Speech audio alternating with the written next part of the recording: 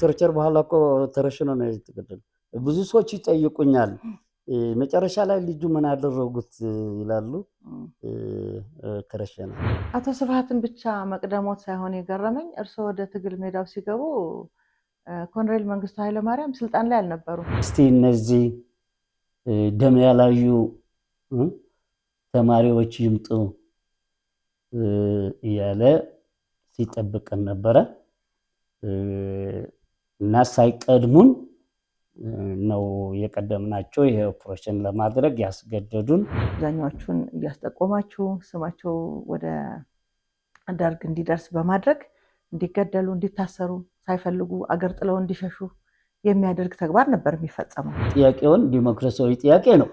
የገሃትም ጥያቄ ነበረ። መደምሰስ አልነበረባቸውም። እነሱ እንደ ፍሮንት ኤግዚስት ማድረግ ነበረባቸው። መስመር አንድ እንሁን ብለን ነው ይሄድነ። ስለዚህ የተደረገ ነገር ቢኖርም እኛም አድርገናል። ያው ብረቱ አግሎ በደረሰበት አደጋ በዛው ሞተ።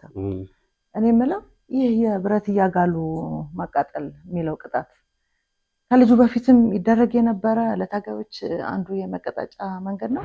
ያፓ እየወደቀ መጣ። ከተማ ውስጥም የነበረው ፓወር የደከመ፣ ብርሃነ መስቀልም ተገደለ መንገድ ላይ። ተስፋዬ ደበሳም እንደዚሁ ከፎቅ ለወጣ ሀና ለተባሉ። ከዚህ በኋላ ኢሳያስ ሌላ መንገድ ፈለገ ማለት ነው። የ14 ዓመቱ ልጅ በእሳት በብረት ተጠብሶ እንዲገደል ተደረገ። ድርጊቱ አስጸያፊ፣ በጣም ለታሪክም አሳፋሪ ቢሆንም የእውነት ልጁ ሰላይ ነበረ ወይ? የኤርትራ ጥያቄ የቅኝ ግዛት ጥያቄ የነፃነት ጥያቄ ነው ብለን ተቀበለ ማለት ነው። ኦርጋናይዜሽን ተጠቀሙበት፣ አስገቧት፣ ከርስ ሆነች። እንግዲህ እሺ ጅምታ ወያኔ ጅምታ በላይ ሆነች ማለት ነው። እነዚህ ዝም ብሎ በዛን ጊዜ አየሽ የቶርቸር ሜቶዱ ምንም ነገር እንትን የለውም። እሳት ላይ ታሞቅና ተረሽን አለ። ከዛ በኋላ አይ ይሄ ልጅ እንግዲህ እውነታቸው ሰላይ ሊሆን ይችላል ብለው በዚህ በሞቀ ብረት ሲሉት ያገኘውን ሰው ይሄኛው ብሎ ብዙ ሰው አሳሰረ። በነገራችን ላይ ማርታ ብሎ የሰማኋት ካሳ ዘንዶ ውጧት ሞተች ተብሎ ተረተረቱ የተነገረላት ታጋይ መሰለች። አረሎ ቢሆንስ በዛ ልክ ቅጣት የሚያስከትል ስህተት ነው ወይ የሰራው? ይሄን ያክልስ ጭካኔ የተሞላበት የአመራሮች ስብስብ ከነበረበት የት ያደርሰናል ብላችሁ ትገምቱ ነበር?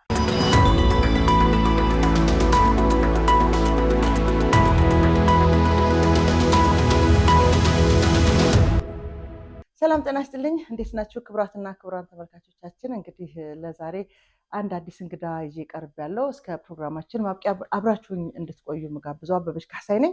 የዛሬ እንግዳይ እንግዲህ ብዙ ጊዜ በተለያዩ ሚዲያ የምናነሳው ሕንፍሽፍሽ 69 ምንድን ነው ታሪኩ፣ በባለ ታሪኩ ሲነገር ምን ይመስላል የሚለውን ሀሳብ አንስተን እንወያያለን። እንግዳይ አቶ ግርማይ ለማ ወይም ግርማይ ባህሌ ይባላሉ። ከ1967 እስከ ሰባዎቹ መጀመሪያ ወይም 69 መጨረሻ አካባቢ በትግሉ የቲፒኤልኤፍ ትግል ውስጥ የነበሩ ሰው ናቸው። እንግዲህ ትንሽ ስለሳቸው አንዳንድ ሀሳብ ላጋራችሁና የዚህ በእውነተኛ ታሪክ ላይ የተመሰረተ መጽሐፍ ጸሐፊ ናቸው። 69 ሕንፍሽፍሽ ሲፈጠር በአመራርነት ከነበሩ ታጋዮች አንዱ ናቸው።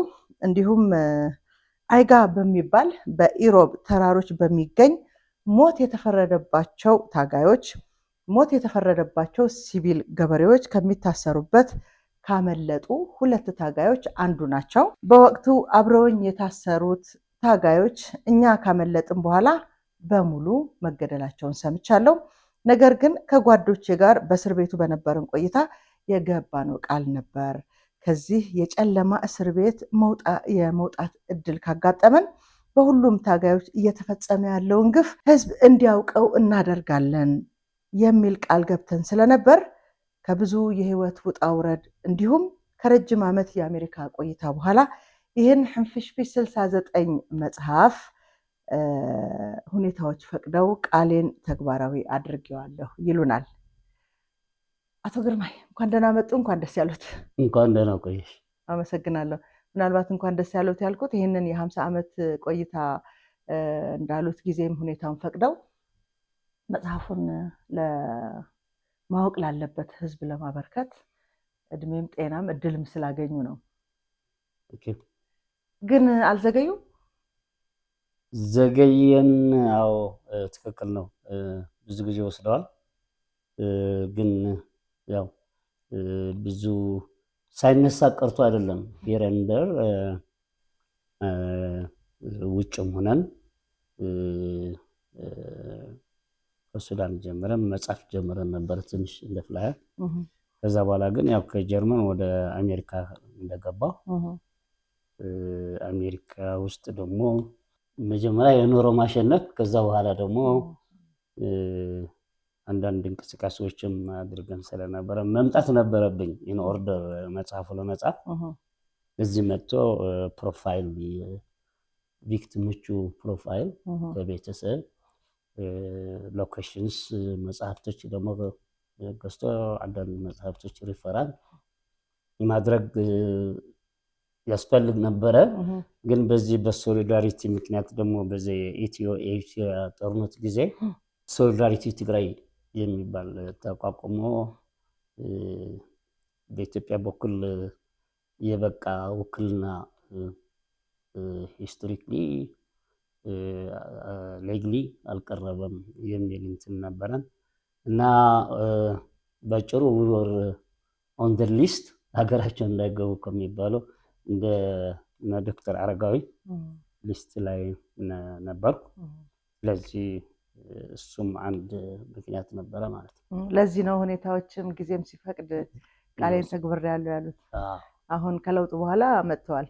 ከለውጡ በኋላ እንግዲህ መጥተን ቃላችን አክብረናል ማለት ነው። እሺ፣ ምናልባት 1961 ላይ ወደኋላ መለስ ስላድርጎትና የትግራይ ባህል ቡድን ተቋቋመ። በወቅቱ እንግዲህ ሎራስ መንገሻም አቶ ገሰሳ አየለ በኋላ ላይ በትግል የምናውቃቸው ሰዎች በመስራችነት የሚታወቁ ሰዎች ያቋቋሙት የባህል ቡድን አባል ሆኑ፣ በወጣትነት እድሜ ማለት ነው። 1962 ደግሞ ወደ አዲስ አበባ መጣችሁ። ወደ ሌሎችም የኢትዮጵያ የወቅቱ ክፍለ ሀገር በሚባሉት የሚጠሩት ከተሞች እየተዘዋወራችሁ የትግራይን ባህል የማሳየት እድል ገጥሟችሁ እንደነበር ሰምቻለሁ። በወቅቱ እንግዲህ ትግራይ በዚህ ሁኔታ በዚህ ባህሏን ወደ ሌሎች አካባቢዎች የማሳየት ህዝብ ለህዝብ ግንኙነት መፈጠር መጀመሩን ያመላክታል። የዛችን ወቅት ሁኔታ በተለይ ደግሞ አዲስ አበባ በነበራችሁ ቆይታ በወቅቱ ትልልቅ ከሚባሉት ከነ ዶክተር አርቲስት ጥላሁን ገሰሰ የመገናኘት እድል አጋጥሟችሁ እንደነበር ሰምቻለሁ። ፎቶግራፎቹንም እያየው ነበረ። ትንሽ እስቲ ያኔ የነበረችውን ኢትዮጵያ ይንገሩን። እንግዲህ የትግራይ ባህል ከዩኒቨርሲቲ አዲስ አበባ ዩኒቨርሲቲ የመጡ እንደነ ደስታ በዛብህ፣ አበበ ተሰማ፣ ጊዴ ገብረዋህድ፣ ረዘነ ኪዳነ የሚባሉት እንትኖች ዩኒቨርሲቲ መጡ ያቋቋሙት ነው። እንግዲህ ፐርፐዙ ያው የትግራይን ባህል በዛን ጊዜ የከፋ ጊዜ ነው የነበረው፣ በኃይለሥላሴ ጊዜ ማለት ነው። ስለዚህ በዛን ጊዜ የባህልን እንትን ሲያቋቁሙ እኔ አፄ ዮሐንስ ሁለተኛ ደረጃ አዳራሽ አለ፣ ትልቅ አዳራሽ። እዛ ነው እንትን ሲደረግ የነበረው። ምንድነው የተደረገው? ይሄ የሚችል እየተባለ በየአውራጃው ይጠራ ነበረ። ከሽረን በሻይ ድራር የሚባሉት የታወቁ ከራያ የትግል እንትን የሚያሳዩ እነ ብሎግ አልሞ ምናምን እዛ ስዕል አለ። ብዙዎቹ አብረውኝ የነበሩ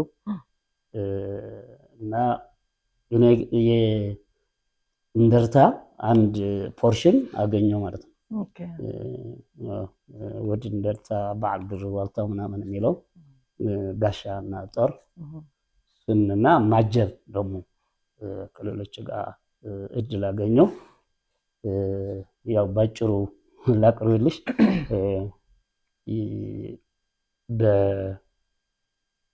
የትግራይ እንትን አውራጃዎች ይዘን ጎንደር፣ ጎጃም አሳይተን አዲስ አበባ 1962 መሆኑ እዛ ፎቶግራፍ ኋላ ላይ የተጻፈው አገር ፍቅር አዳራሽ አሳየን። ወሶ ሂስቶሪክ በጣም ሂስቶሪክ እዚህ የተቀበሉን ትልቆቹ ደግሞ አቶ ገሰሰ የለ አሁን ስሁል የሆነውን በወቅቱ የፓርላማ አባል ነበር። በወቅቱ የፓርላማ አባል አሁን ሲዛው አባል ነበሩ። ብዙዎቹ የትግራይ ተወላጆች ትልቆች ጥሩ አቀባበል አደረጉልን። የባህሉ የክብር ቼርማን እንበላቸው አቦ ወንበር ራስ መንገሻ ነበሩ። ራስ መንገሻ ያው የሐጅ አውዱ መኪና ከነሽፎሩ አቶ ማነሱ ሐዲሽ ኑር ሁሴን የሚባሉ ዋና የሐጅ አውዱ በዛን ጊዜ ሐጅ አውዱ ዋናው የትራንስፖርቴሽን እንትን የማጓጓዣ ሜን ሰርቪስ ነው። ወደ አስመራ የሚሄደው ወደ አዲስ አበባ የሚሄደው ማለት ነው። ከዛ ዓለም የሚባል ድራይቨር አድርገው አንድ መኪና ተሰጠን ማለት ነው። በሳ ነበረ ትሬን እንትን የምናደርገው ራሱ መንገሻም ነበሩበት ለማለት ነው። በተለይ ደግሞ ከዚህ ከአገር ፍቅር ትርኢት በኋላ በጊዮን ሆቴል በተደረገላችሁ የራት ግብዣ መስተንግዶ መሰለኝ እዚህ የምናያቸው ፎቶግራፎች የተነሳችሁት ከነፍሬው ኃይሉ ጋር ቅድም እንደጠቀስኩት ከዶክተር አርቲስት ጥላሁን ገሰሰ ሌሎችም እዚህ ጋር እኛ ጋር ፎቶግራፍ ያለው አንዱ ግሩፕ የነበርን ነው። እዚህ ፎቶግራፍ ያለው የምታየው ተፈራ ምናምን የሚል ዘፋኝ ነበር፣ የአማርኛ ዘፋኝ በአንድ በኩል። በዛ ደግሞ ብዙነሽ በቀለ ትልቆቹ ዘፋኞች በአንድ በኩል ነበሩ። ግን ኢንጀነራል ሁሉም ዘፋኞችና የአርት እንትኖች ባለሙያዎች በዛ ጊዮን ግብዣ ላይ ተገኝተው ነበር። ለእርሶም ለልጆቹም ይሆናል። ውርስም ቅርስም ነው። በዲፕሎማቶች መቀመጫ በሆነው አፍሪካ ህብረት አጠገብ በመሃል ቡልጋሪያ ከባለ 1 መኝታ እስከ ባለ 3 መኝታ ክፍል እንዲሁም ሱቆችን አቅሞን ባማከለ መልኩ በተለያየ ካሬ አማራጭ ለሽያጭ ማውጣታችንን እያበሰረ ድርጅታችን ከዚህ በፊት በካዛንችስ ሰርተን ያስረከብነውን +18 አፓርትመንት ህንፃ ለስራችን ምስክር ነው። አሁን ላይ ደግሞ ዘመናዊ አፓርትመንቶችን ከታላቅ ቅናሽ ጋር በታማኝነት እናስረክቦ እርሶን እየጠበቅን እንገኛለን። በቡልጋሪያ አዲስ የተለቀቀውን ሳይት ምክንያት በማድረግ ቀድመው ለሚመጡ 20 ደንበኞች በካሬ 89 ሺህ ብር ተጨማሪ 25% ታላቅ ቅናሽ የማይደገም ወርቃማ ዕድል ሰመር ሪል ስቴት። ስለ ቤቶች ዲዛይንና አቀማመጥ እንዳያስቡ የአዲስ አበባን ዘመን ተሻጋሪ ቅንጡ ስካይላይት ሆቴልን የሰሩ የአርኪቴክት እጆች ለእርሶ ምቾትን በሚሰጡ መልኩ ሆነውም ተሰርተዋል። ምን ይሄ ብቻ የጋራ መገልገያዎች ከሚያስቡት በላይ ተዘጋጅተዋል። ቤቶ እየኖሩ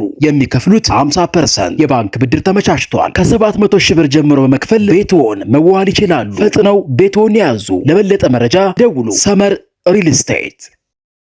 ጥሩ እንግዲህ ትንሽ ለመግቢያ ያክል የባህል ቡድኑ አመሰራረት የት ድረስ እየሄደ ትርኢቶችን ያቀርብ እንደነበር ለመግለጽ ሀሳቡን እንደ መግቢያ ልንጠቀምበት ፈልገን ነው። እንደሚታወቀው አስመራ፣ አዲስ አበባ፣ አገር ፍቅር ቅድም እንደነገሩኝ አሩሲ፣ አዋሳ፣ ናዝሬት የተለያዩ መድረኮች ላይ እንግዲህ ሙዚቃዎቻችሁን ማቅረባችሁን ሰምቻለሁ።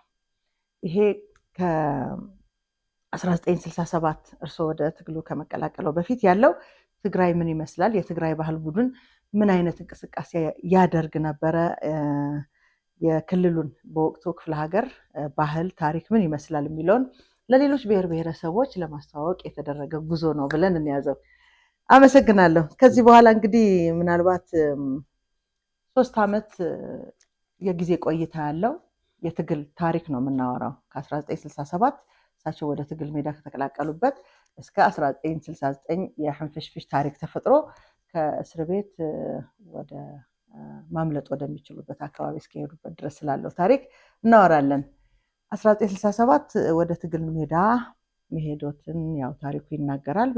በነገራችን ላይ ይህን ፕሮግራም ለመስራት እሳቸው ወደ አዲስ አበባ ከመጡ ካለፉት 7 ወራት ጀምሮ በዚህ ጉዳይ ላይ ጥልቅ የሆነ ነገር መስራት ስለፈለኩኝ ለ7 ወር ያህል ጥናት የተደረገበት ፕሮግራም ነው ዛሬ እናንተ ጋር ልናቀርበው የተዘጋጀ ነውና ጠለቅ ያለ ሐሳብ ይነግሩናል። ምክንያቱም እኔ ይሄ ታሪክ በተለይ ትውልዱ እንዲያውቀው የፈለኩበት ምክንያት ብዙ ጊዜ ከታሪክን ካለመረዳት የሚመነጩ ብዙ ስህተቶች ይፈጠራሉና ለዛም ነው ከ61 ጀምረን ወደዚህ ወደ 67 መምጣት የፈለኩት። ብዙ ታሪኮች እዚህኛው የእሳቸው ህይወት ታሪክ ላይ እናያለን፣ እንሰማለን። በትክክል ዛሬ ላይ የደረስንበትን ደግሞ እውነተኛውን ነገር ለማየት እድሉ ይፈጥርልናል ብዬ አምናለሁና 1967 እርሶ ወደ ትግል ሜዳ ወደምትሉት ስትቀላቀሉ በጣም ጥቂት ሰዎች እንደነበራችሁ ሰምቻለሁ። ከመስራቾቹ 7 ሰዎች በስተቀር 20 ሰው ብቻ ነበር። እንደውም በጣም የገረመኝ ነገር አቶ ስብሃትን ይቀድሙታል እርሶ? አዎ ቀድመዋለሁ። እንግዲህ መጀመሪያ ትግሉ ሲጀመር መጀመሪያ የወጣ ነው በኮኔክሽን ያለው ነው። ሴል በሚባለው በከተማ ሴል ጥናት አርጋ ነው የምትገባው። ምክንያቱም ብዙ ብረት አልነበረም፣ ብዙ እንትንም አልነበረም እና እኔ ስገባ ብጻይ ስዩም የውጭ ጉዳይ ሚኒስትር ነው፣ አሁን በህይወት የሌለው እሱ ነው ከአዲግራት የተቀበለኝ። 3 ሆነን ነው የሄድነው። ከዚህ ለሶስታችን ተቀበለን ሽሬ ገባን ማለት ነው። እስከ ሽሬ ተጓዝን። ያሳጠርኩ ልንገርሽ፣ ምክንያቱም ወደ 5 ሰዓት እንዳለ። ስለዚህ ገባን፣ ሽሬ ገባን በስዩም አመራር። ስገባ ብዙዎቹ ማቃቸው ከተማ አቻቸው ማቅ የሉም በብዛት። ከነሱ ውስጥ ምናልባት አቶ ገሰየለ እንዳልኩሽ እዚህ በትግራይ ባህልም ለራሴን ፐርሰናሊ አግዘውኛል። ከተማ አውቃቸዋለሁ። አባይ ፀሐዬ አምሃ ያገር ስሙ አባይ ፀሐዬም አውቀዋለሁ። ተገናኝተን ነበረ ካሁን በፊት እና መኮንን ዘለለው የሚባል አሁን በቅርብ የመቶ መጽሐፍ ጽፎ ከአረጋዊ ጋር የአንድ ማህበር ትግል አባላቸው ነው የሚንቀሳቀሱ የነበሩት።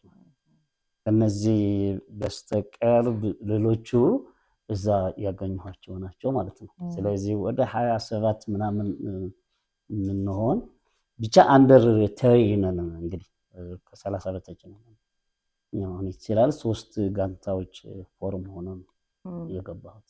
አቶ ስብሃትን ብቻ መቅደሞት ሳይሆን የገረመኝ እርሶ ወደ ትግል ሜዳው ሲገቡ ኮሎኔል መንግስቱ ኃይለማርያም ስልጣን ላይ አልነበሩም። ኮሎኔል መንግስቱ ኃይለማርያም ስልጣን ላይ አልወጣም ነበር። ተፈሪ ባንቲ ጀነራል ተፈሪ ባንቲ ያለ ነው የወጣሁት።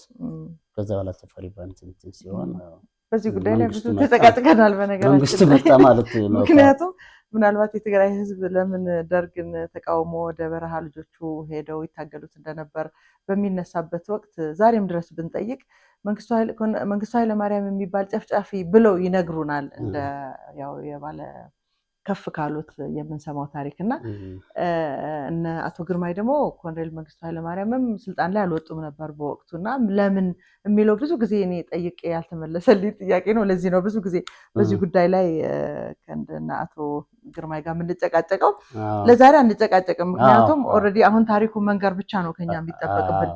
በዚህ የጊዜ ቆይታ ውስጥ ገና 67 ላይ በተለያየ መንገድ የተለያዩ በተለይ ደግሞ እንደገቡ የባህልም ቡድን መሪ ስለነበሩ ከተማ ወደ ትግሉ ከተቀላቀሉም በኋላ እዛው የትግል ሜዳ ላይም የባህል ቡድን ኃላፊ ሆነው ነበረ መንቀሳቀስ የጀመሩት።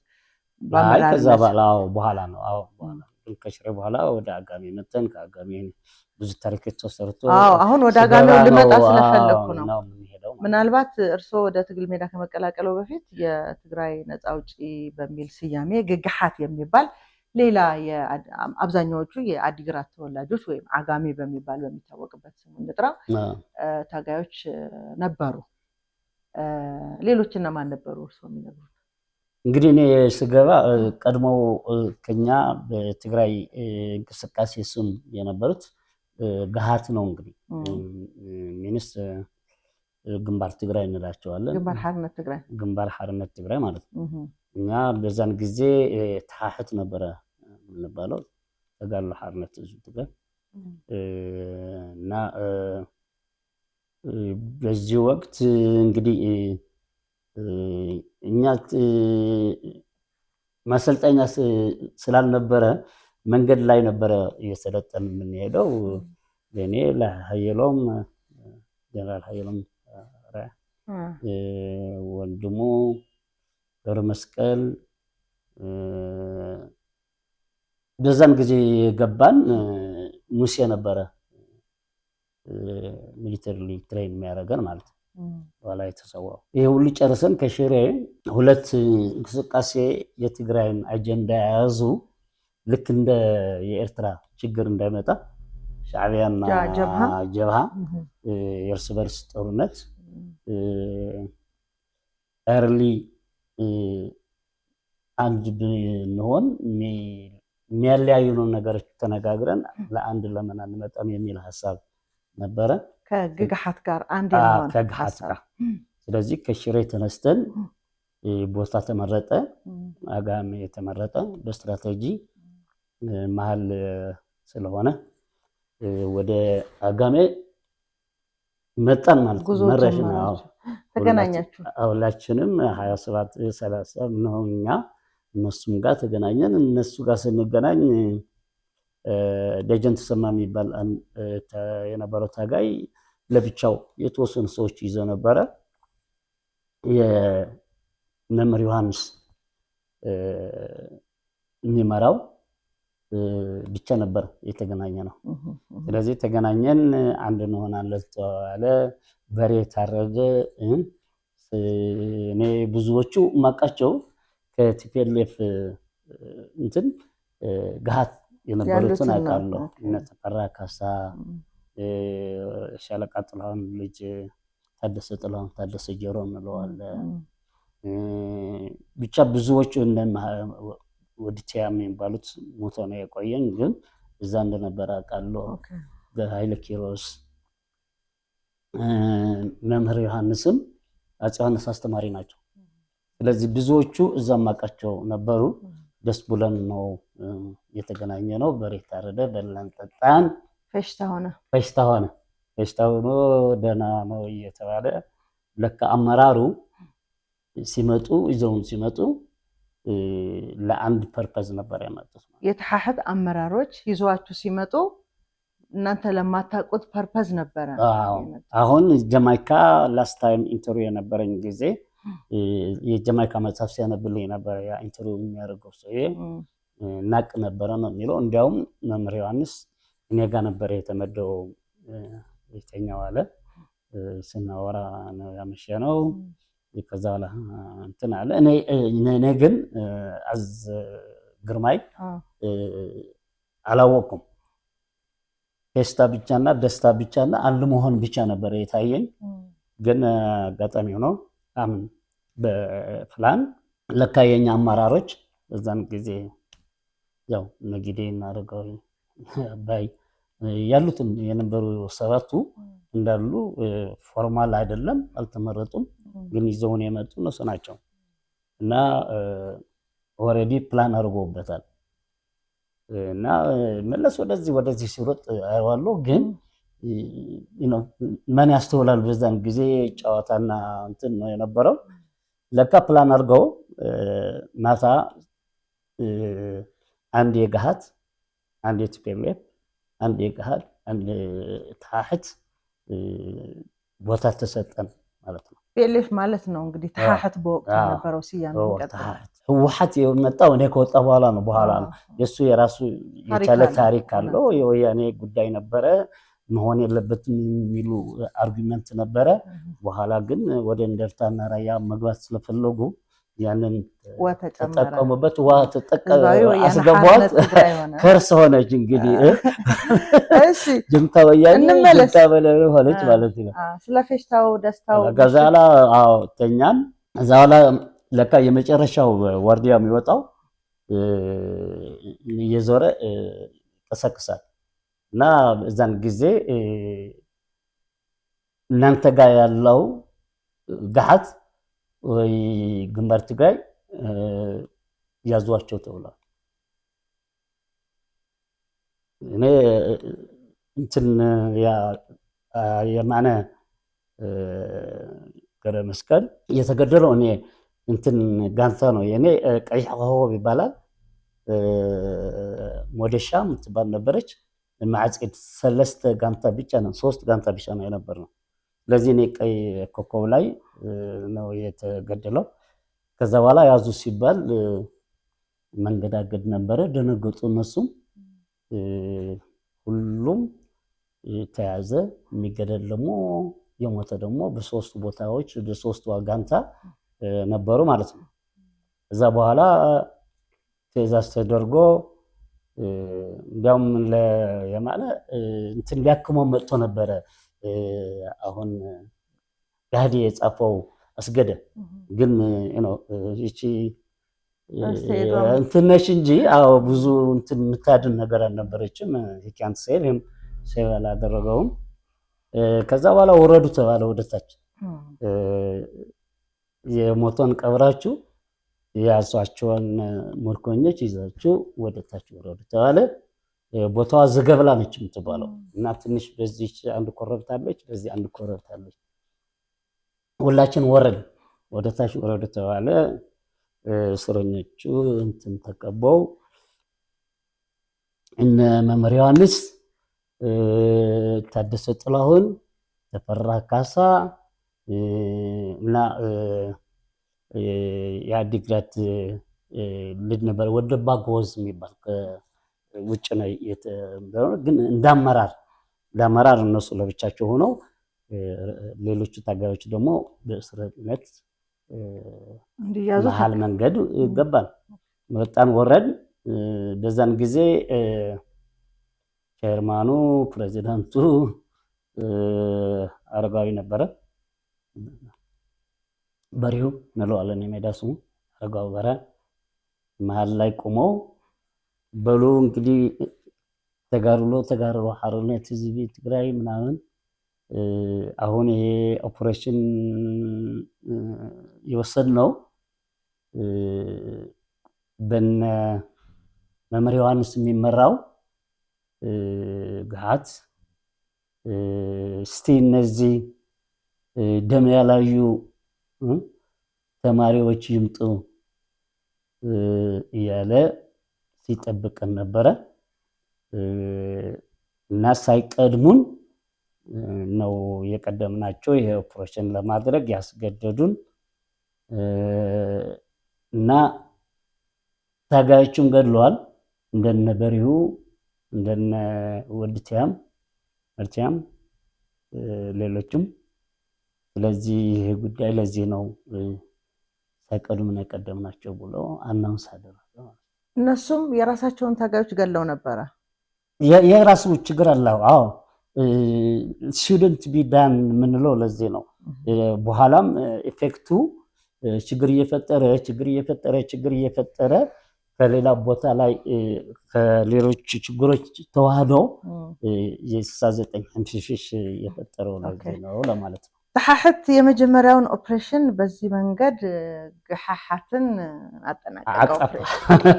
የመጀመሪያው ምዕራፍ ይሄን ይመስላል። እሺ አመሰግናለሁ። እንግዲህ የመጀመሪያው አንደኛው ለህንፍሽፍሽ መነሻ ምክንያቶች ከሆኑ ጉዳዮች የተፈጸመበትን በእናንተ በኩል ልክ የተባለው በታሪክ ግን ለኛ ስህተት የሆነ ነገር ሰምተናል። እንግዲህ ቅድም እንዳልኩት ይሄን ታሪክ የምናወራው መልሰን ይሄንን ስህተት ላለመድገም፣ ምክንያቱም አሁን የነገር ምስል ወይም ታሪክ የእርስ በርስ ግጭት የራሱንም ራሱ መግደል እንደቀላል ነገር የሚያይበት ታሪክ ስለሆነ ምናልባት ትውልዱ ከዚህ የሚማርበት ነገር ይኖራል ከሚል ስለሆነ ነው። ብዙ ጊዜ ደግሞ የኢትዮጵያ በተለይ ጋዜጠኞችም የተለያዩ አክቲቪስቶችም ስለ ህንፍሽፍሽ ሲነሳ የተለያየ የተዛባ ነገርም ሲሰማን እናያለን እና እዛው የነበረ ባለ ታሪኩ ራሱ ታሪኩን ቢነግረን የጠራ ምስል ይኖረናል፣ ለማስረጃነት ማቅረብ ይቻላል ከሚል ነው ስለ ሕንፍሽፍሽ እያወራን ያለ ነው። እሺ እንግዲህ ዛሬ እንግዲህ የሕንፍሽፍሽ 69 መጽሐፍ እውነተኛ ታሪክ ላይ የተመሰረተ ጸሐፊ ግርማይ ለማ ወይም ግርማይ ባህል በመባል የሚታወቀው ሰው ናቸው። እንቀጥላለን። ከአቶ ስብሐት ጋር በተለያዩ አጋጣሚዎች ወደ ከተማ በመምጣት የተለያዩ የስለላ ስራዎችን ስትሰሩ ነበር። አዎ ተልከን ልጅና አባትና ልጅ ሆነን የተጓዝንበት ሂስቶሪክ ታሪክ አለ። አዎ እሱ ታሪክ ለብዙ የትግራይ ተወላጆች በተለይ በደርግ ስርዓት የተለያየ ኃላፊነት ለነበሩ የትግራይ ተወላጆች በጣም ብዙ አላስፈላጊ ጠባሳ የተገደሉ ከስርዓቱ ጋር ከሚያገለግሉት ከኢትዮጵያ መንግስት ጋር ብዙ አስከፊ አደጋ እስኪደርስባቸው ይደረግበት ከነበረው ስህተት ብዬ የምገልጸው ታሪክ አለው። አብዛኛዎቹን እያስጠቆማችሁ ስማቸው ወደ ደርግ እንዲደርስ በማድረግ እንዲገደሉ፣ እንዲታሰሩ፣ ሳይፈልጉ አገር ጥለው እንዲሸሹ የሚያደርግ ተግባር ነበር የሚፈጸመው። እንደ ምሳሌ የምንጠቅሳቸው ነገሮች እናንሳ። ይምን ከሚሰሩ ነገሮች ማለት ነው ታደርጉት የነበረ ነገር ለምሳሌ ስም ዝርዝር ይዛችሁ መጣችሁ የደርግ ባለስልጣናት እጅ እንዲገባ ታደርጉ ነበር። ከእናንተ ጋር እየሰሩ አይደለም ግን እየሰሩ ነው የሚል ሴራ። አዎ ብዙ ነገር ይሰራል ተሰርቷልም። አሁን እንትንም ብዙ የፖለቲካ ሰዎች እናቃለን ብሎ ከሚያስቀምጡት የሃውዜን ጉዳይም ነበር። እንደዛ አይነት ለምሳሌው ዝርዝር ስም ዝርዝር በድንገት ወድቆ እንደተገኘ መስሎ ግን የሰው ዝርዝር ስም ተጽፎ ይገኛል። ትጥሉታላችሁ እና ይዘም ስትሄድ ወደ ከተማ ፕሮባብሊ ከተያዝክ ዝርዝር ይዘህ ትሄዳለህ። እነዛ ዝርዝሮች ደርግ ጥርጣሬ የሚፈጥርበት እርስ በራሱ የሚያገጭበት አንዳንዶቹም የጋህት አባሎች የነበሩ ያጋልጡበት ጊዜ ነበር አዲግራት እና ይሄኛው አይነት ጨዋታዎች በዚህ በጣም ፐርፌክት የሆነው ሰዓት ነው እና የስራውም ግንኙነትና ክፍሉ ግንኙነት ስለነበረ ማለት ነው። ስለዚህ እንደዚህ ስራዎች ይሰራሉ። የሃውዜንም ጉዳይ እንደዛ ነው። ዋይድሊ ብዙ ጊዜ ተነግረዋል። የአመራር ሚቲንግ አለ ተብሎ ለመንግስቱ እንዲደርሰው ተደረገ። መንግስቱ ሁሉም በአንድ ወቅት አገኘኋቸው ብሎ ሃውዜን የሁሉ ህዝብ ንጹህ ህዝብ እንደተደበደበ ነው። እናንተ ስታደርጉት ከነበረው ታሪክ ጋር ይገናኛል ነው? አዎ። መልካም እንግዲህ 1968 በኃላፊነት የነበሩ ትንሽ ስም ዝርዝራቸውን እንድግለጽና ከዛ በኋላ ያንን በኃላፊነት ይመሩት የነበረው ድርጅት ምን አደረገ፣ ምንስ ታሪክ አለ ለህዝቡ የምንነግረው የሚለውን ነገር ላንሳ። አቶ ስዩም መስፍን፣ አቶ አባይ፣ አቶ ስብሐት፣ የዛሬው ዶክተር አረጋዊ በርሄ፣ ግደይ ዘርአጽዮን፣ ሙሴ አጋዚ እነዚህ በ1968 ድርጅቱን በአመራርነት ለመምራት የተመረጡ ሰዎች ነበሩ። ዴማ ላይ የተመረጡት አዎ በብዛት አብረው የመጡ ናቸው። እዚህ ዴማ የካቲት ላይ ሌጋል የሆነ ምርጫ ሲደረግ ስብሐት አላቆም ነበር አልኩት አምነው ነበር። ግን ስብሐት ገብቶ አቶ ገሰሰ ተወገዱ ማለት ነው። አንዱ የሕንፍሽፍሹ ምክንያትም ተደርጎ ይገለጻል። ወል እንግዲህ ስሜቱ እንደዛ ነው ማለት ብዙ ታሪክ አለው። ገሰሰ ለአሟሟትም ሌላ ታሪክ አለው። ምናልባት እችን የአመራሮችን ሀሳብና ስም ለማንሳት የተገደድኩበት ምክንያት ትንሽ አሰቃቂ ስለሆነችው ስለ 14 ዓመቱ ልጅ ታሪክ ልትነግሩን ስለፈለኩ ነው። ምክንያቱም በወቅቱ እንዲህ አይነት ድርጊት ይፈጸም እንደነበር የትግራይ ህዝብ ያውቃል ወይ፣ ዛሬ እየተደረገ ያለው ነገር የዛ ቅጥያ አይደለም ወይ የሚለውን ስለሚገልጽልን የ14 ዓመቱ ልጅ በእሳት በብረት ተጠብሶ እንዲገደል ተደረገ። ድርጊቱ አስጸያፊ በጣም ለታሪክም አሳፋሪ ቢሆንም የእውነት ልጁ ሰላይ ነበረ ወይ? ቢሆንስ በዛ ልክ ቅጣት የሚያስከትል ስህተት ነው ወይ የሰራው? ይሄን ያክልስ ጭካኔ የተሞላበት የአመራሮች ስብስብ ከነበረበት የት ያደርሰናል ብላችሁ ትገምቱ ነበር? እንግዲህ ይሄ ኢቨንት በሪው መጽሐፉ ላይ ጽፎታል፣ ጀማይካም ጽፎታል፣ ጊዴም ጽፎታል፣ ኤኒ ባዲጎስሩስ ጽፎበታል። የጻፉት ታሪክ ግን ከተጻፈው እንትኖች ግን ናሬቲቭ እንትኑ እኔ ከማውቀው የተለየ ነው። ትክክል ያልሆኑ ነገሮች ናቸው ነው የምለው።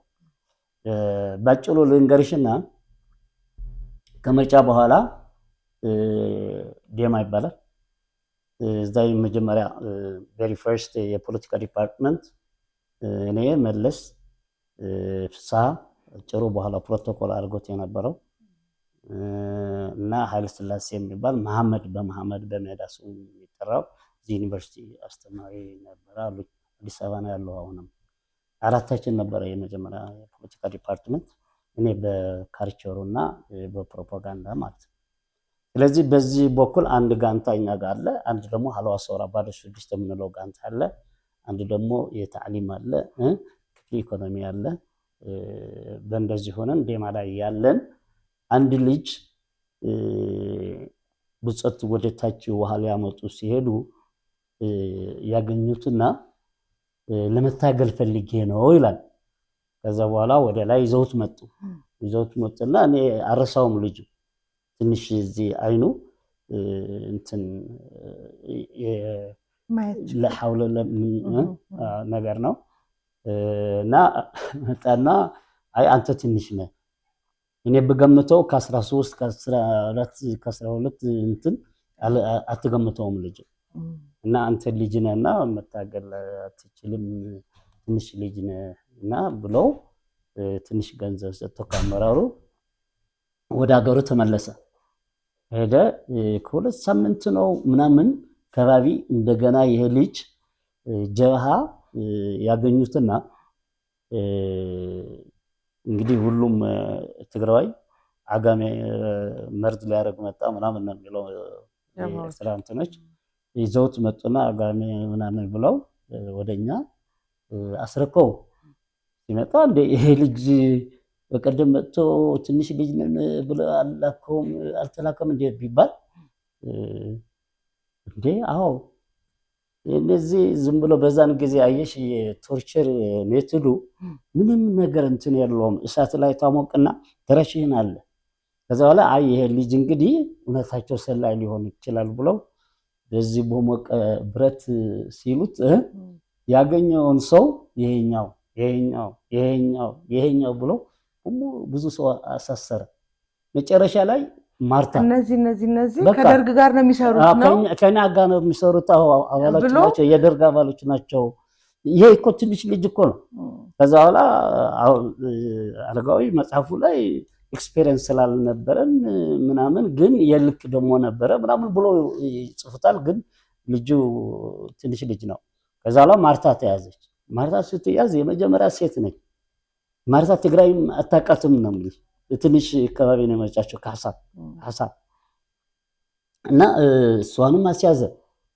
ወደ ሐንታ የሚባል አዲግራት አንድ ለእናቱ ነው የሚባለው ልጅ እዛ አካባቢ ስለነበረ ለሱም ጠቆመበት። እነዚህ ሲጠበሱ ካብራል የሚባል ነው እኛ ጋር የጣሉት ተጣውሶ በኋላ የሞተው። ከልጁ በፊት ነው ከልጁ በኋላ ልጁ የጠቆማቸው በቃ እነዚህ ካላቸው የያዙ መጥረስ ሆነ ማለት ነው። በጋለ ብረት ማቀጠል በጋለ ብረት ማለት ነው። ከዚህ በኋላ ያልነበረህም ትናገራለህ። ስለዚህ ያኛው እንደዛ ሆኖ መጨረሻ ላይ ብዙ ሰው ተያዘ። ግን ምን ሆነ መሰለሽ እስቲ ረጋ ብላችሁ እዩ ሲባል ቀለበትና ተክለ ሸሪፎ ይሄ ልጅ የሚለውን ሰው ሂዳችሁ ስለላችሁ ተብለው ተላኩ። ሄደው ሲሄዱ እንደዛ አይነት ሰውም ኤግዚት አያደርግም በጭራሽ የለም። አይ እንደዚህ የለም ብለው ሲመለሱ ኦልሬዲ ደዳመጅ ዝዳን ሙተዋል ብዙ ታጋዮች ትንሽ ልጅ። ከዛ በኋላ ምን መጣ? ሌላ ናሬቲቭ አመጡ። አረ ሻምበል ነበረ አንዴ አስገደ መጻፍ አይቻሉ ሻምበል ነው የሚለው ደንበኛ ሰል ላይ ትሬን የሆነ ነው ይላሉ። የነሱ ይሄ ትንሽ ልጅ እንዴት ይሁሉ አተማመሰ እንዳይባል they want to make big deal 14 ዓመት ልጅ ይሁሉ አተማመሰ እንዳይባል ሻምበል ነበረ ሻለቃ ነበረ ይሉታል። ግን ሻለቃ ማን ነበረ? ሻምበልም አልነበረ። አስፈራዳም ኮንሰር ትንሽ 14 ዓመት ልጅ ትንሽ ገንዘብ አገኘና ተመልሶ መጣ ፒሪየድ። ከዛ ያለፈ አልነበረም። ግን መጽሐፋቸው ላይ እንደዛ ነው ካልኩሌት ያደረጉት። ተገደለ መጨረሻ ማለት ነው። ያው ብረቱ አግሎ በደረሰበት አደጋ በዛው ሞተ። እኔ የምለው ይህ የብረት እያጋሉ ማቃጠል የሚለው ቅጣት ከልጁ በፊትም ይደረግ የነበረ ለታጋዮች አንዱ የመቀጣጫ መንገድ ነው ወይ? እንግዲህ ከዛ በፊት ብዙ እንትን አልነበረም። እንደዛ በሲቪክ ደረጃ ነው የመጣ ነው። ግን ቶርቸሩ ያዩት የተጀመረው በዛ ነው። በዛ ቀጠለ ወይ ካልሽኝ ግን ቀጠለ ለብዙ ጊዜ። ከቶርቸር በኋላ እኮ ተረሽኖ ነው የተገደለው። ብዙ ሰዎች ይጠይቁኛል መጨረሻ ላይ ልጁ ምን አደረጉት ይላሉ። ተረሸነ። ጥሩ። አንዱ ለሕንፍሽፍሽ ከሆኑት አርዕስቶች ወይም ፍጻሜዎች ይሄ ተደርጎ ይቆጠራል። እንግዲህ ለምንድን ነው ሕንፍሽፍሽ 69 ተፈጠረ የሚለውን ከየት ተነስቶ የት ከደረሰ በኋላ ነው እናንተስ ወደዚህ ሕንፍሽፍሽ 69 ወደ እስር ቤት ያስወረወራችሁ ሞት ያስፈረደባችሁ የሚለውን በቅደም ተከተል ልናየው ስለፈለኩ ነው። መልካም እንቀጥልና እንግዲህ በነገራችን ላይ ማርታ ብሎ የሰማኋት ካሳ ዘንዶ ውጧት ሞተች ተብሎ ተረተረቱ የተነገረላት ታጋይ መሰለች። አረሎ መልእክቴ ብዙ ድራማ ተደርጓል እኮ አልኩሽ። የልጁም አንድ ድራማ ነው። ይሄኛውም ዘንዶ ዋጥ ምላስ ቆረጥ እንትን ሆነ። እኔ ማርታን ማቃት እኔ ዲፓርትመንትም ነበረች ባህል ጉጅል ላይ። ከዛ በኋላ እስክት ሰዋ ድረስ ቢትዊን በኢህአፓ እና በቲፒኤልኤፍ በተደረገው ጦርነት ኃይል ላይ ስትዋጋ እንደሞተች እንደተሰዋች ነው እንጂ የማውቀው ዘንዶ ዋጣት አላውቅም አልነበረም። ታሪኩም ከየት እንደመጣም። መልካም። ኢህአፓና ተጋድሎ ሓርነት ህዝቢ ትግራይ ሲዋጉ እንደተሰዋች ነግረህናል። ከኢህአፓዎች ጋር የሚያዋጋችሁ ታሪክ ምን ነበረ? እንግዲህ ቅደም ተከተል ነው የምንመጣው። መጀመሪያ ወደ ኢህአፓ ከማምጣታቸው በፊት ያው ገሃትን አጠፉ። ብቸኛ አሸናፊ ለመሆን ነው እንግዲህ ገሃትን አጠፉ። ከዛ በኋላ ለዚህ ለሕንፍሽፍሽ መሰረት ጥያቄዎች ከሆኑት የገሃቱና የኢዲዩ ጦርነት ላይ ነበረ። ስለዚህ የኢዲዩ ጦርነት ይቀድማል እንዴ ከኢህአፓ? አዎ ኦኬ። ስለ ኢዲዩ እናውራ። ስለዚህ በኢዲዩ ነው የምንመጣው ብዬሽ። ኢዲዩ የጋለ ጦርነት ነበረ። ብዙ ደግሞ እዛ የኢዲዩ ጦርነት የተሰዉት በብዛት ትምህርት የቀመሱ ነው የነበሩ። እንደና ትምህርት የቀመሱ ኃይለ 11 ኃይለ ፖርቱጋል በኋላ ገኔጋ ከእስረት ያመለጠው የሚመራትን ኃይለ 11 አንዳንድ ጥያቄዎች ስለ የኢዲዩ ጦርነት ተነሳ። የተነሳው ጥያቄ ምንድነው? የኢዲዩ መጥፋት ለኛ ፋይዳው ምንድነው ነው። እኛ ሂተንላን ያለን ጎሬላዎች ነን እና እንቆጣጠርና አንድ ቦታ እኛ ስንለቅ እንደገና ኢዲዩ መጥተው ይደመሰሱታል። ፊውዳልና የቲፒኤልኤፍ ደጋፊዎች በሚል ህዝቡ ላይ ሌላ ጫና ፈጠራቸው። ሌላ ጫና ፈጠሩ። አረ ብዙ ህዝብ እንትን ሆነ ተጎዳ። እና ይሄ ነገር እኛ ማርክስ ሌኒኒስት ሊግ እንትን ምን ከተልነን ራሳቸው ሊወድቁ የሚችሉ የፊውዳል ሞመንት ነው። ስለዚህ በዚህ ላይ የሚጠፋው ህይወት በዛ ላይ ትልቅ ሰዎች ናቸው የሞቱት። እነ ሙሴ እነ ራሳቸው ብርሃነ መስቀል ፍራውም ብዙዎቹ ደህና የነበሩትን ህይወታቸው አጥተዋል። እዛ ፔዛንቶች ተወያቸው እነዚህ እኛ ከወጣን በኋላ የሚገደሉት ማለት ነው። ስለዚህ ጥያቄ ተነሳ። ከዛ በኋላ ያው ጥያቄውን ዲሞክራሲያዊ ጥያቄ ነው። የገሃትም ጥያቄ ነበረ። መደምሰስ አልነበረባቸውም። እነሱ እንደ ፍሮንት ኤግዚስት ማድረግ ነበረባቸው። መስመር አንድ እንሁን ብለን ነው ይሄድን። ስለዚህ የተደረገ ነገር ቢኖርም እኛም አድርገናል ከዩኒቲው በፊት ረዳሽ ሎጂክ ኢዝ ዳት እነዛም እኛ ጋም ነበረ የነገሰሰ የለቤት ሰዎች ሊይዙን ብለው ተኩስ ላይ ተደርሶ ነበር።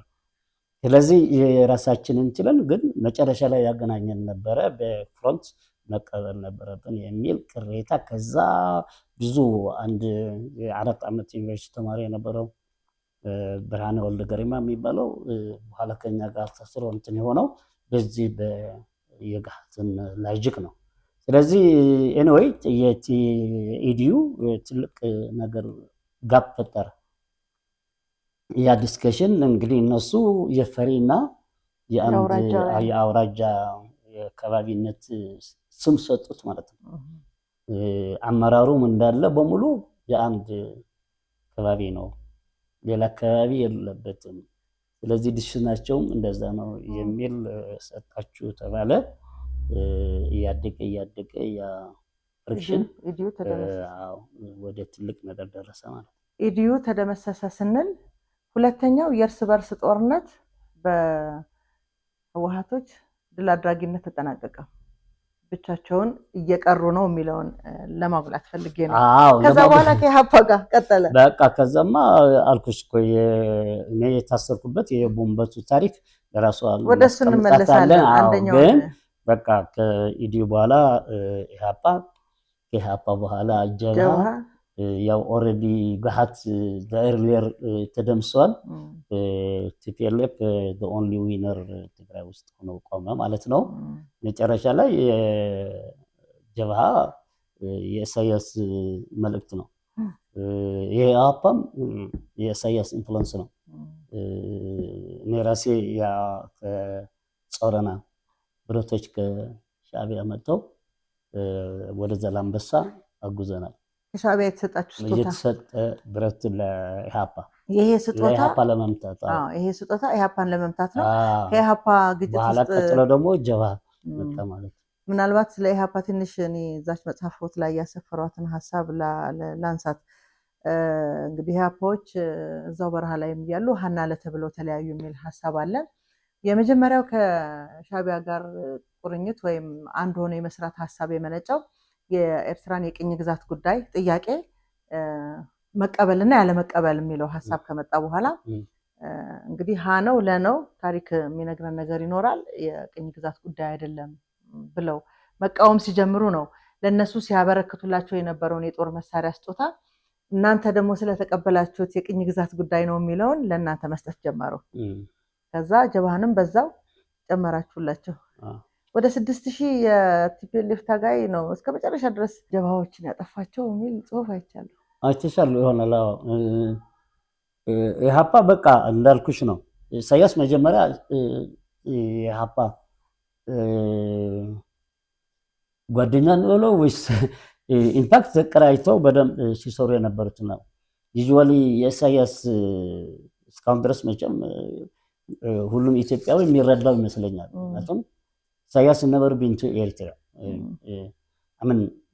እሳቸው ኤርትራ ከኢትዮጵያ እሱ ገዢ ሆኖ አስተዳዳሪ ሆኖ የኢትዮጵያ አሶርስ ኤርትራ ለብቻዋ እሱ አዝ ሊደር ኦፍ አሁንም አሳይተው አሁን አይነት የነበረው ከነ ብርሃነ መስቀልና ከነ ተስፋዬ ደበሳይ እነዚህ ትልቆች ዩኒቨርሲቲ እንትኖች ትልቅ መቆራየት አድርጎ ነበረ። ቻይናም ጋር ተገናኝቶ ነበረ ከኢሃፓ ትሬን የሚሄዱ ከቻይና እና እሱ ራሱ ከኢሃፓ ጋር ትልቅ ግንኙነት ነበረው እና እኛን አልተቀበሉንም። መጀመሪያ የኛ ትዊስት ያደረገው ወደ ሻዕቢያ ግዛት ወደ ሻዕቢያ እጅ ያስገባው ስርዓት ከመጣ በኋላ ነው። ስርዓት አዘ ሊደር ከገባ በኋላ በሁለቱም በተፈጠረው ማለት ነው እና እነዚህ ኢሃፓ እየወደቀ መጣ። ከተማ ውስጥም የነበረው ፓወር እየደከመ ብርሃነ መስቀልም ተገደለ መንገድ ላይ። ተስፋዬ ደበሳም እንደዚሁ ከፎቅ ለወጣ ሀና ለተባሉ ከዚህ በኋላ ኢሳያስ ሌላ መንገድ ፈለገ ማለት ነው። ስለዚህ ምን አለ ለነዛ አሲምባ አካባቢ ለነበሩት የኤርትራ ጥያቄ በፕሮሚስ ነው እንጂ ምንድነው በዕልም ማለት ነው በግልጽ በጋድ የኤርትራን ጥያቄ የቅኝ ግዛት ጥያቄ ነው ብላችሁ እንትን አላላቸውም። እና አሁን ምንድነው ሲላቸው እነሱ እኛ አርምነን ፓርቲው ነው ይሄ ነገር መቀጥ የሚገባው ትብብር ብቻ ነው የነበረን እንጂ ኤርትራ በኢትዮጵያ ቅኝ ግዛት ነበረች። የምታደርገውም ትግል ከኢትዮጵያ ቅኝ ግዛት ለመውጣት ነው የሚል ድምዳሜ አልነበራቸውም ማለት ነው። በስብሰባው ላይ እርሱ እንደነበሩ እነሱ እንግዲህ ምን ተደረገ? እኛ ቲፒኤልኤፍ በሰዓት ከገባ በኋላ ነው አልኩሽ የኤርትራ ጥያቄ የቅኝ ግዛት ጥያቄ የነፃነት ጥያቄ ነው ብለን ተቀበለ ማለት ነው። ኦርጋናይዜሽኑ እንዳለ እንዲያውም መጨረሻ ላይ የኤርትራ ጥያቄ በዚህ መልክ ካላየ የመስመር ልዩነት ትፈጥራለህ ማለት ነው። ስለዚህ ባትታገል ይሻላል አይነት የኢሃፓ ኢንፍሉዌንስ ማለት ነው። እንግዲህ ወደ 3-4 ወደ ትግል ሜዳ የወረዱ ኢትዮጵያውያን የተለያየ ሀሳብና ፍላጎት፣ ምኞት፣ ዓላማ የነበራቸው በትግራይ ተራሮች እና በትግራይ በረሃዎች ላይ የነበራቸውን የትግል እንቅስቃሴ ሙሉ በሙሉ ወደ መደምሰስ ደረጃ ደርሶ ህወሓት እና ሻዕቢያ ብቻቸውን ጎልተው ወጡ። በዚህ ወቅት ነው የቱሪስት ቪዛ ይዞ የመጣው ያው የደርግ መንግስት የሚያውቀው በቱሪስትነት የመጣው ጋዜጠኛ ያገኛችሁት ለመጀመሪያ ጊዜ ለዓለም ያስተዋወቃችሁ ሰንዴይ ታይምስ ላይ ገና እነ ጀዋ ያልጠፉ ምናምን ያልጠፉ ጊዜ ነበረ። አይ ቲንክ ሰውየው ወደ ደርግ እዚህ ሲመጣ በቱሪስት ቪዛ ነው የተመዘገበው። ጄምስ ዌም ይባላል። የሰንዴይ ታይምስ የለንደን ፔፐር የሚወጣን አዘጋጅ ነው። ፕላስ በኋላ እንደነገረን አውቶቡሱ ዩዥዋሊ ሴሮ የሚባል አንድ አንገት መንገድ አለች።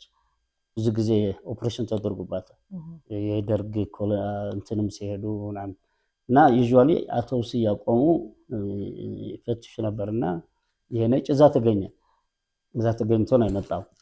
እና እሱ የሚለው እንግዲህ እኔ በቱሪስት ቪዛ ነው እንጂ የገባሁት አንጎላ በዚህ ላኦስ በጋዜጠኝነት ካቨር አድርጌያለሁ። የጀብሃ ጋም ሪሌሽን አለኝ አለ እሱ ጆንስን ይባላል። ከዛ በኋላ እኔና አረጋዊ ራይ ወደ ጀብሃ ቋዓቲት የሚባለው በጣም ረጅም ማውንቴን ነው። እስከዛ ድረስ ይዘን ሂደን ከጀብሃ ጋር አገናኘነው። ከዛ በኋላ ተመልሶ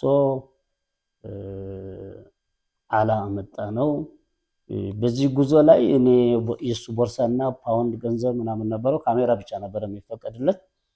ከዛ ላይ ወደ ሳህል ማነው ስሙ ይዞት ተጓዘ።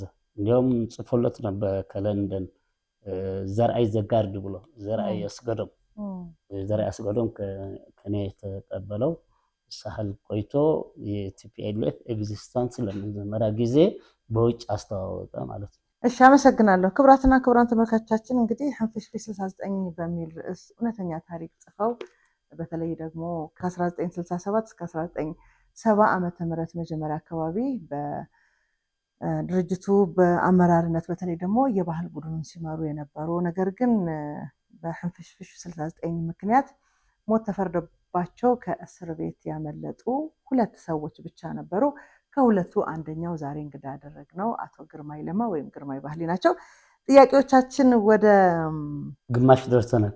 ቡንበት ስብሰባና የቡንበቱ ውሳኔ ወደሚል እናልፋለን። ለእርሶም ለልጆቹም ይሆናል ውርስም ቅርስም ነው። በዲፕሎማቶች መቀመጫ በሆነው አፍሪካ ህብረት አጠገብ በመሃል ቡልጋሪያ ከባለ 1 መኝታ እስከ ባለ 3 መኝታ ክፍል እንዲሁም ሱቆችን አቅሞን ባማከለ መልኩ በተለያየ ካሬ አማራጭ ለሽያጭ ማውጣታችንን እያበሰረ ድርጅታችን ከዚህ በፊት በካዛንችስ ሰርተን ያስረከብነውን ጂ+18 አፓርትመንት ህንፃ ለስራችን ምስክር ነው። አሁን ላይ ደግሞ ዘመናዊ አፓርትመንቶችን ከታላቅ ቅናሽ ጋር በታማኝነት እናስረክቦ እርሶን እየጠበቅን እንገኛለን። በቡልጋሪያ አዲስ የተለቀቀውን ሳይት ምክንያት በማድረግ ቀድመው ለሚመጡ 20 ደንበኞች በካሬ 89 ሺህ ብር ተጨማሪ 25% ታላቅ ቅናሽ የማይደገም ወርቃማ ዕድል ሰመር ሪል ስቴት። ስለ ቤቶች ዲዛይንና አቀማመጥ እንዳያስቡ የአዲስ አበባን ዘመን ተሻጋሪ ቅንጡ ስካይላይት ሆቴልን የሰሩ የአርኪቴክት እጆች ለእርስዎ ምቾትን በሚሰጡ መልኩ ሆነውም ተሰርተዋል። ምን ይሄ ብቻ የጋራ መገልገያዎች ከሚያስቡት በላይ ተዘጋጅተዋል። ቤቶ እየኖሩ የሚከፍሉት 50% የባንክ ብድር ተመቻችቷል። ከ700 ሺህ ብር ጀምሮ በመክፈል ቤቶን መዋል ይችላሉ። ፈጥነው